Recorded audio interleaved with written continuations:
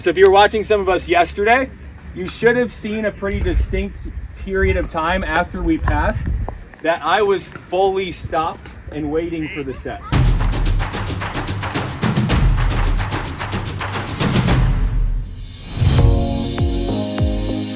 Welcome to the Better at Beach YouTube channel. Today we are going to teach you how to take an approach, how to measure your distance, and how to use proper biomechanics and fix it from home using your own videos. We got Coach Logan Weber doing our demo, and then I tie in some of those. So if you want to see some slow motion approaches with all of the keys in place, keep watching. And if you like volleyball, go ahead and like and subscribe to our channel where you get a whole more. If you want us to help you with your game at home or in person, you can always sign up for a camp. The links are below, and we have 36 free drills and 3 free vertical jump workouts waiting for you at the link below this video. So go ahead and give that a click and you'll get our 36 favorite drills, and I'll send you some information about our camps and our online player and coach academy. So the first thing with our approach I want to talk about is kind of our distance from the net that we want to start. Okay, and one of the big differences between beach and indoor is beach is going to be a lot more dynamic in what our approach looks like. Okay, indoor we kind of have a set spot. I might pass from this spot and then I get to this spot on the court and then I run the exact same approach every single time. Okay, obviously beach is going to be a lot more fluid with our approach, a lot more dynamic, because if I pass on the end line and I'm standing back here, I can't get to the net in only a 4-step approach. Okay, so all of these things are going to have kind of little caveats to them. So this general distance though is what we want to try and find for our point of hesitation every time. Okay, so if you were watching some of us yesterday, you should have seen a pretty distinct period of time after we passed that I was fully stopped and waiting for the set. Okay, so this distance that I'm about to find is that fully stopped point. So even if I pass this ball back here, I'm going to get myself to that spot and then I'm going to wait for the ball. Okay, so what we're going to have you guys do when you get to your court is just get just barely so my arm can't touch the net. Okay, and I'm going to turn around and I'm just going to do my 4-step approach backwards, okay, in order to find kind of that starting distance. So I'm just reverse engineering my approach. Okay, as we said, we teach a 4-step approach. Okay, the first step of this is just a really simple timing step, we call it. Okay, and all it is if I was just walking over to get a drink, this is my first step. Okay, I'm not so thirsty and dying of thirst that I have to get a drink now. Okay, I'm just falling into the start of my approach. Okay, so one of the best analogies that I think most of us use for this is it's the light turns green. I don't immediately hit the gas pedal all the way to the floor. I just take my foot off the brake and the car starts to idle forward. Okay, so this is my idle forward step. Again, really small, really slow. Sometimes if I feel myself getting sped up, I'll consciously think about it being like a heel to toe step. Okay, so that way it's just kind of me rolling my foot along the sand. In general, this is gonna happen when your setter is touching the ball. Is this gonna change if you run a faster set or a slower set? Yes. But for our purposes today, we want that to try to happen as the setter is contacting the ball with their hands or their glove. Okay, so I take my nice little easy walking step. I'm then gonna take just a slightly bigger, maybe slightly faster second step. Okay, and this is gonna kind of just get me going in the direction that set goes. Okay, so because I waited until he touched the ball, I should have some general sense now of where this set is going to land. So if I need to adjust left or right, I can start to slightly do that with this step. Yeah, so my first, second. Now from this step here, this is going to be my slow. This should be the super aggressive, fast last 2 steps. Okay, we call this, you'll hear me say a closed step a lot. Okay, our closed step is just our ba-ba on our last 2. Okay, and again, the reason we need to go slow at the start is because we want to have to speed up at the end. Okay, if you feel on time with your swing, you're probably too early. Okay, so today I want you to feel like you have to really speed up on the last 2 steps. Okay, if that's the like uncomfortable change you try to make today, if anything, try and make that change. Okay, because when our bodies feel that need to speed up, that's going to create way more power and velocity and arm speed when we get to that point this afternoon. Okay, but for the purpose of our approach here, again, slow, pop, pop. Hey guys, if you are struggling with arm swing mechanics or getting power from the service line or getting power with your spikes, I want to help you out, and I want to show you our 21-day Fix Your Arm Swing Challenge. What happens in that challenge is we give you drills and exercises to do at home and on the court. Once you film those, you're going to upload them to our private Facebook group where me and my coaching staff are going to analyze your videos, coach you through your next step techniques, and help you figure out how to finally get the power to either get the ball over the net or mash somebody in the face when you're attacking. So click the link around this video and we will get started. We're gonna get you started with 36 of our best beach volleyball drills, and then we're gonna really hunker down on that arm swing to give you more power, less pain, and better workouts that can increase your efficiency and how hard you hit the ball. Join the Fix Your Arm Swing course. It's a 21-day challenge.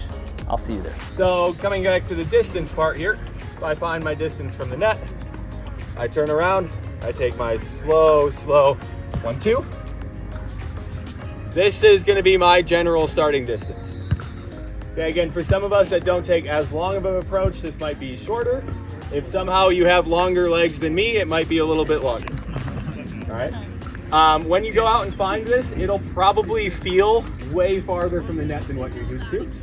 But again, we want to translate this into hitting a 4 to 5 foot off the net set and not hitting a right on the net set. Couple keys when I get into my last 2 steps here, okay? I want to try and sequence my arms a little bit. Okay, we call this like a double arm lift is what most people call it. So as I go, I want my arms to be super nice and relaxed. Mark, you use like shopping cart arms sometimes, right? Yeah, lawnmower, depending who I'm talking to. Okay, They're more of a shopper or more of a mower. Okay, so I can have my hands up here if I want to, I can have them down. The biggest thing is that we're not like creating forward momentum and then moving back. Okay, so my hands are nice and lawnmowered or shopping cart. I'm relaxed.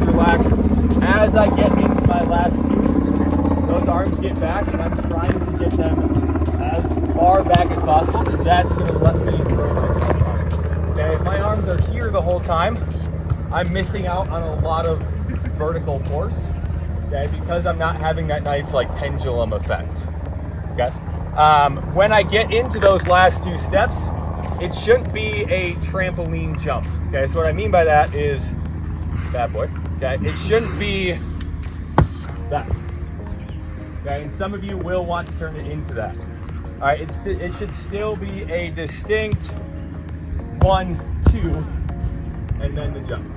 Okay, obviously that happens really fast, so it's going to be and jump. Right-handed people, you should take that step with your right foot every single time.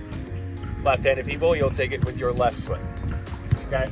The thing I've found to be most helpful with this, especially if you're not used to taking a 4-step approach or you don't know what step approach you take, if I'm right-handed, when I get to my point of hesitation, I'm gonna put like 90% of my weight onto my left foot. Okay, and the reason I like this is because now it's gonna be really awkward for me to try to step with my left foot because everything's over here. So the most natural thing for me to do now is what? Right. Okay, so now I can do something preset that already sets me up to take the correct first step. Okay, because this isn't going to really sink in if I go like full 50-50 and then half the time I'm doing this first and half the time I'm doing this first. We won't be able to get that like uniformity in our approach that we want. Okay, so I get here, I call it like I'm almost like flamingoing on this foot.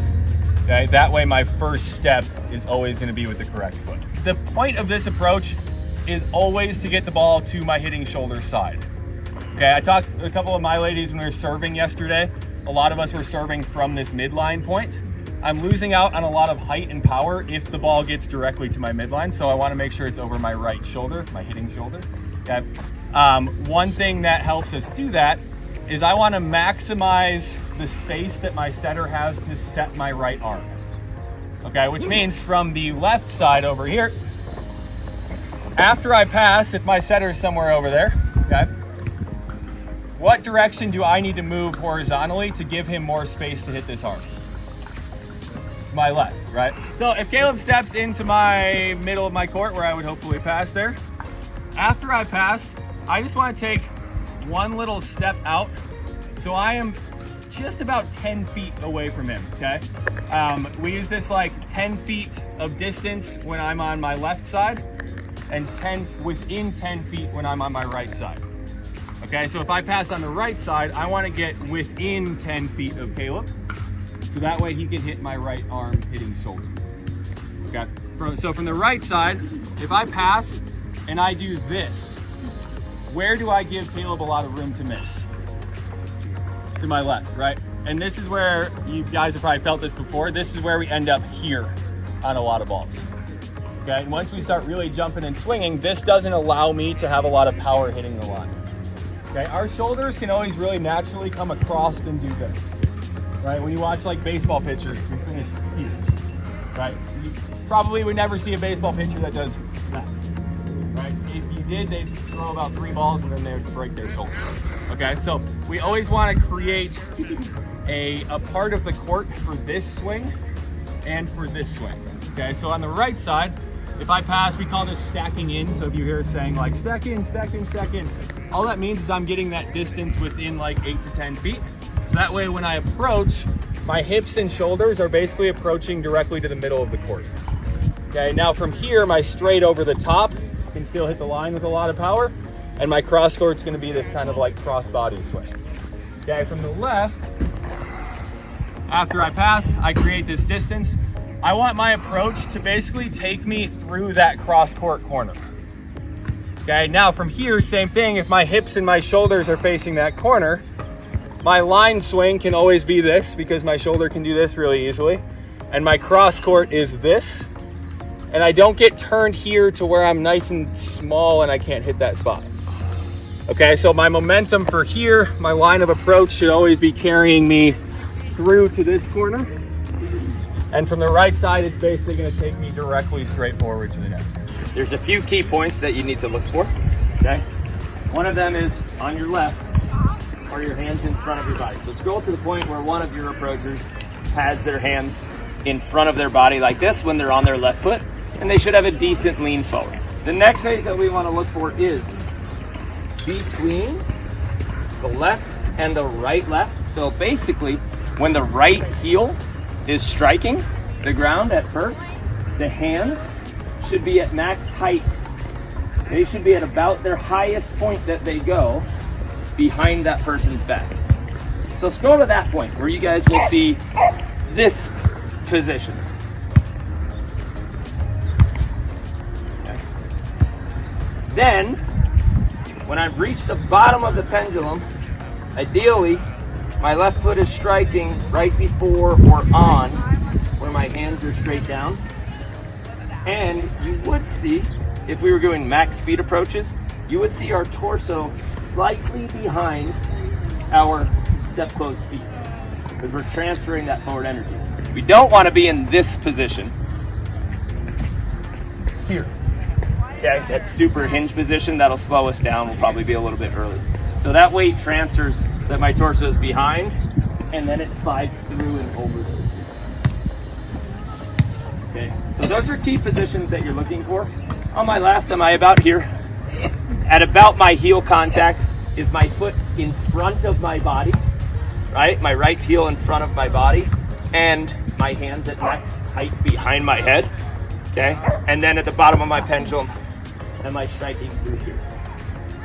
Okay. Those are some key points that we're gonna look at. One last part that you wanna make sure when you're looking at your own videos and you've slow-moed yourself at home and here, is that we don't have a wave of our hips.